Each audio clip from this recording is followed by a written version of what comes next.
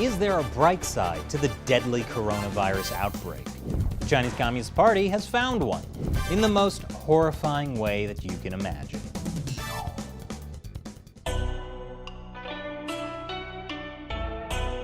This is China Uncensored. I'm Chris Chappell. You know, say what you will about the Chinese Communist Party, you have to admire their relentless optimism. Take the coronavirus outbreak, for instance. Now, you might be completely overwhelmed by the immense human tragedy, but the Communist Party can see the silver lining.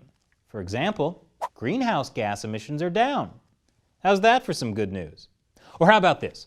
China spares no effort to improve governance capability amid epidemic. That sounds impressive, right? Until you realize that governance capability is a nice way of saying Mao-style social control. Now, to be fair to the Communist Party, it's not clear if it is using the coronavirus as an excuse to ratchet up the authoritarianism, or if ratcheting up the authoritarianism is the only way they know how to deal with the coronavirus. It's a which came first, the chicken or the egg situation. Either way, I think we can all agree that the people in China have had too much freedom.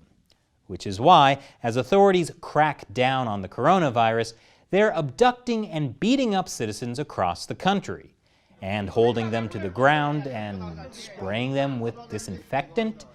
I don't think that's how this works. Or simply welded into their homes, where I really hope they have enough food. These people were playing mahjong when authorities busted in and really showed that table who's boss. That's because mahjong and card games have been banned.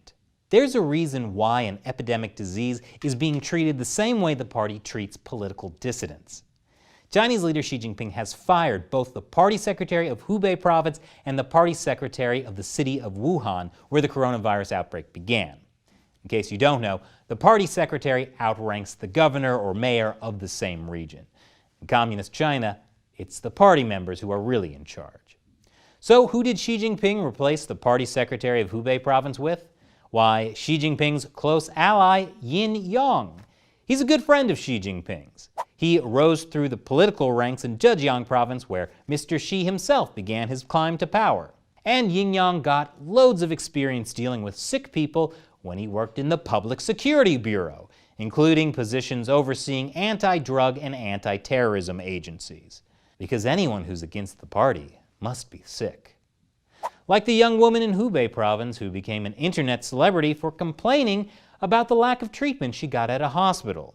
She was coerced into making a confession video in which she told her followers not to spread false rumors and to respect the country and its communist leaders. Fortunately, these kind of complaints will happen less and less, because censors are using WeChat and Twitter to find and silence people who are sharing non-state-approved messages about the coronavirus. Giving the state apparatus more power to control people is also very effective at helping them distribute aid. Sure, warehouses full of donated food in the city of Ezhou go to rot, but the family members of police get plenty. This video is from the wife of a police officer in Ezhou. She talks about getting so much food that she's going to give extras to her relatives. Sharing is caring. Of course, most grocery stores still manage to get supplies, unless police come in to confiscate the goods. Don't worry, they put it back after they got caught on camera. Now obviously, in the pursuit of doing what's best for the people, party officials might make a few mistakes, like how their severe lockdown meant that a child got locked in his home with his dead grandfather. But as of 2 weeks ago, party officials in Wuhan had the crematoriums working 24/7.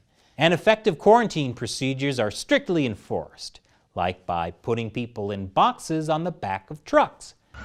Wow, she sure is screaming. I mean, the box is tiny, but how scary could it be? Unless you believe this account from a former patient in Wuhan who told a taxi driver about seeing other patients being put in body bags and being sent to crematoriums while still alive.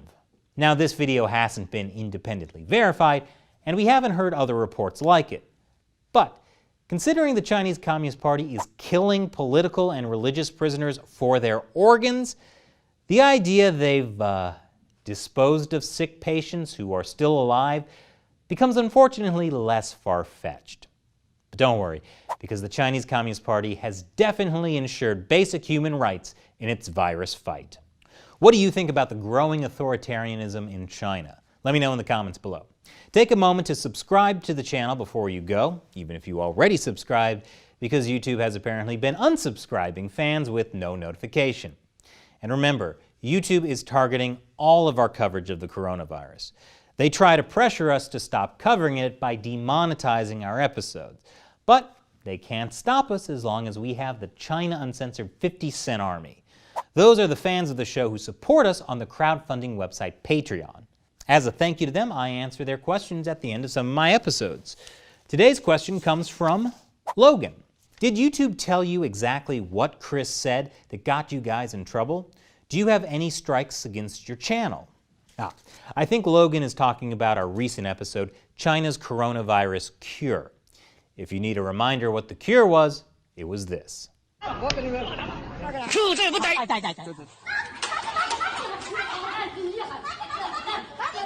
A lot happened after we published that episode.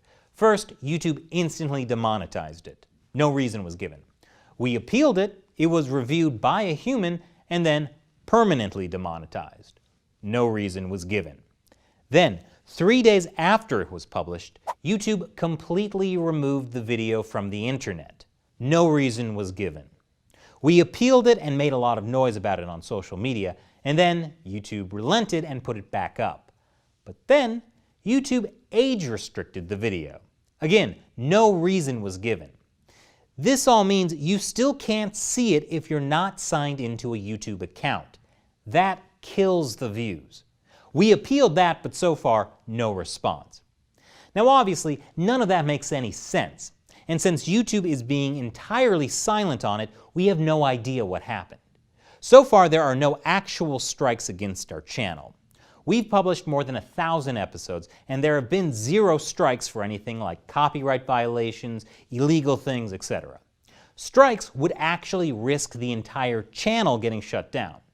Of course, I really can't say I know what would constitute a strike and who we would talk to if someday YouTube really did decide to take down China Uncensored.